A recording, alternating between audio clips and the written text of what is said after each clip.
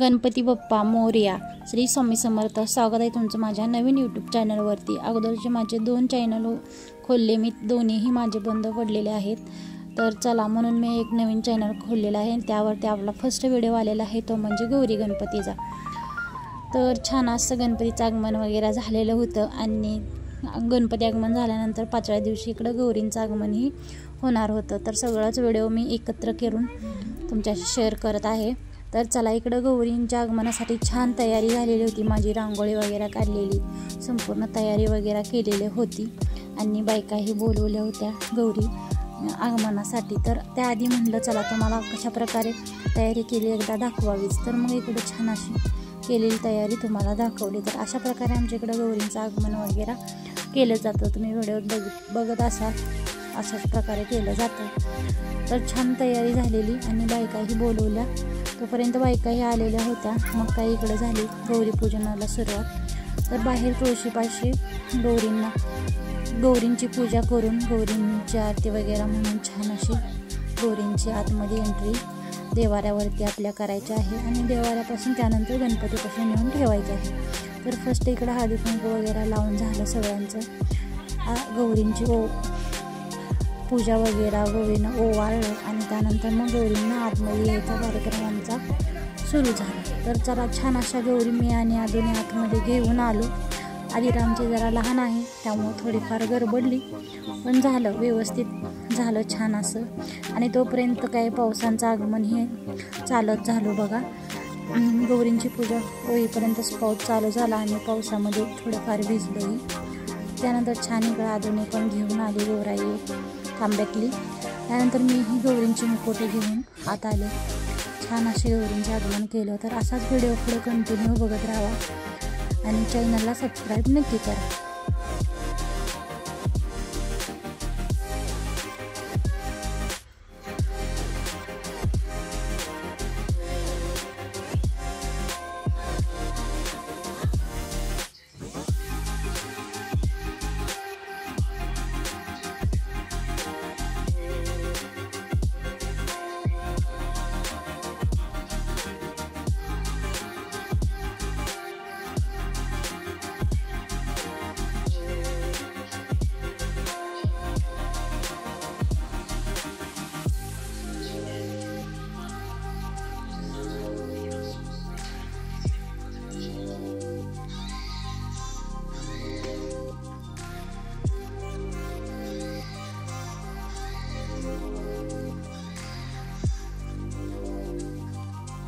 तर चला, इकडं गौरी गणपतींचं आगमन वगैरे झालं. दोन्हींचंही गणपतीचं अगोदरच झालेलं होतं, त्यानंतर गौरींचंही छान झालं 5 दिवसांनी. आणि आगमन झाल्यानंतर गौरींना संध्याकाळी नैवेद्य दावायचा असतो पहिल्याच दिवशी, तो म्हणजे भाजी भाकरीचा. तर इकडं आम्ही कवठेमहांकाळला गेलेलो होतो, तिकडून छान अशी शेपूची भाजी वगैरे आणि गौरींचं बरंच काही सामान घेऊन आलेलं होतं. तर चला, आता गौरींना नैवेद्य दाखवायचं म्हणून मी इकडं भाजी निवडायला घेतली बघा, शेपूची भाजी. तर मस्त भाजी वगैरे इकडं निवडून घेतली छान. आणि आज गौरींसाठी छान भाजी भाकरीचा नैवेद्य दाखवायचा. आणि भाजी निवडून झाल्यानंतर स्वच्छ धुवून वगैरे घेतली छान अशी. आणि त्यानंतर भाकरीही बनवायला घेतल्या बघा. भाजी चिरून वगैरे ठेवलेली होती भाकरी होईपर्यंत. मग छान अशा इकडं भाकरी वगैरे बनवल्या. ज्वारीच्याच भाकरी बनवलेल्या गॅसवरती. मस्त अशा भाकरी झाल्या. त्यानंतर भाजी चिरून घेतली, धुवून घेतली स्वच्छ. आणि बघू शकता तुम्ही व्हिडिओमध्ये छान अशा भाकरी माझ्या बनलेल्या आहेत इकडं. तर 2 गौराईंसाठी 2 भाकरी मी बनवलेल्या आहेत इकडं छान अशा. तर बघू शकता तुम्ही.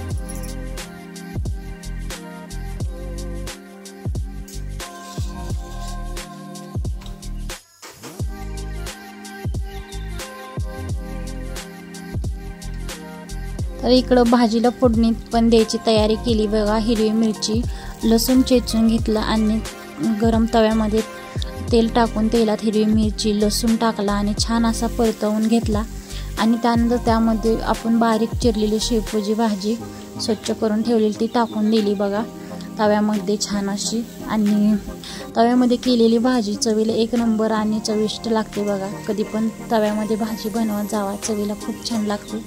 त्यानंतर मस्त अशी हलवून वगैरे घेतली भाजी आणि त्यामध्ये मी टाकायला मटकीची डाळ भिजत घातलेली होती बघा. तर ही डाळ भिजलेली होती माझी, ती पण यामध्ये ॲड करून घेतली.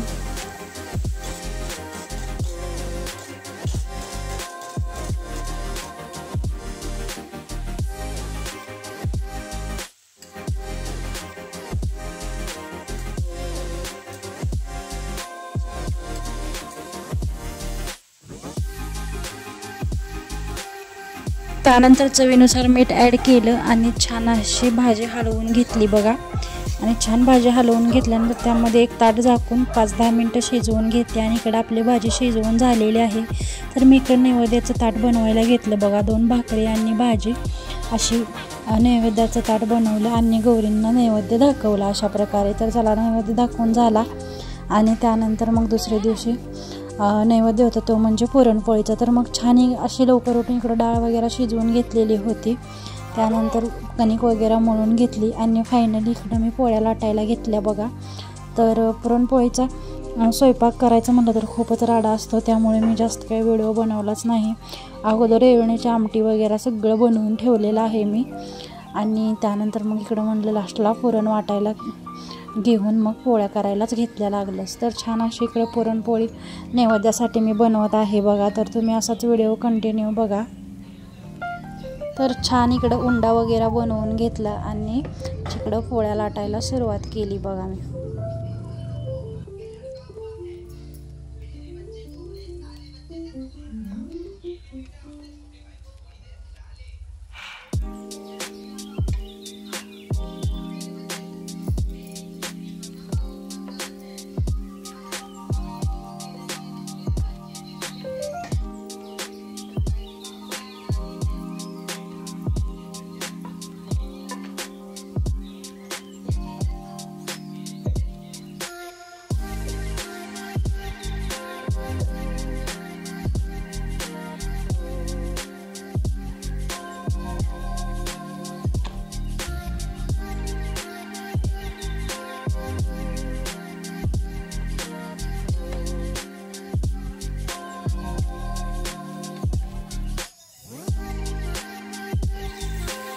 तर मस्त अशा छान इकडे माझ्या पुरणपोळ्या बनलेल्या आहेत बघा. छान टम्म फुगलेल्या आहेत, मऊ लुसलुशीत आणि छान अशा पुरणपोळ्या आपल्या इकडे झालेल्या आहेत.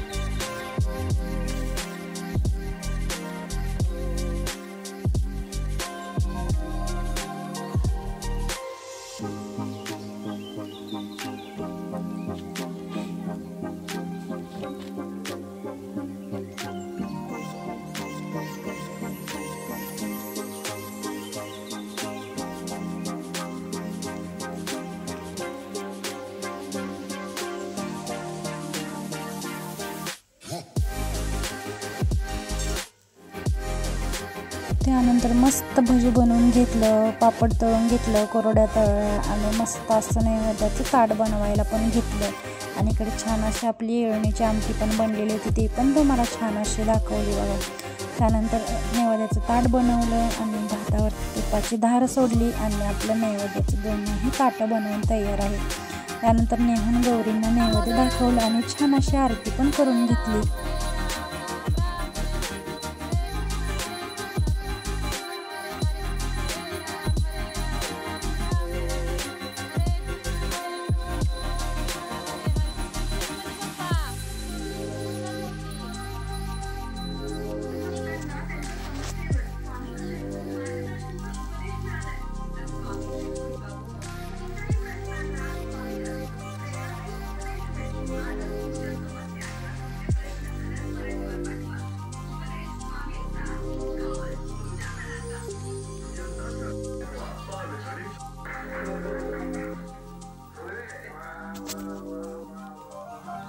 त्यानंतर छान असे तिसऱ्या दिवशी हळदी कुंकाला बायका वगैरे बोलवला आणि आजच्या दिवशी गौरींचं विसर्जन होतं.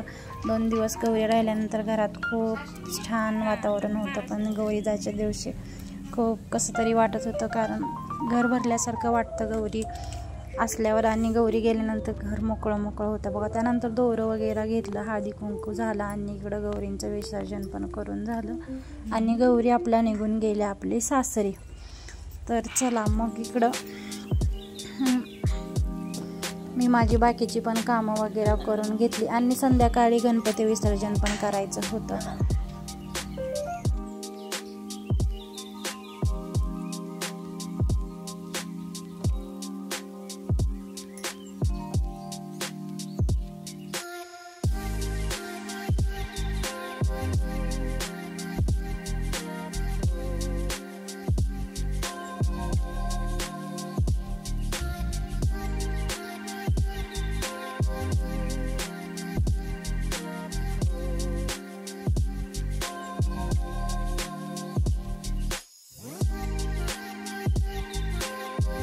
त्यानंतर शेजारच्या सगळ्यांच्या घरी जाऊन सगळ्यांच्या गौरींचं विसर्जन वगैरे केलं. छान छान फोटो वगैरे काढलं दुपारी आणि संध्याकाळी. त्यानंतर गणपतीचंही विसर्जन केलं. तर चला, व्हिडिओ आवडला असेल तर लाईक करा, शेअर करा आणि चॅनलला सबस्क्राईब करा. भेटू नवीन एका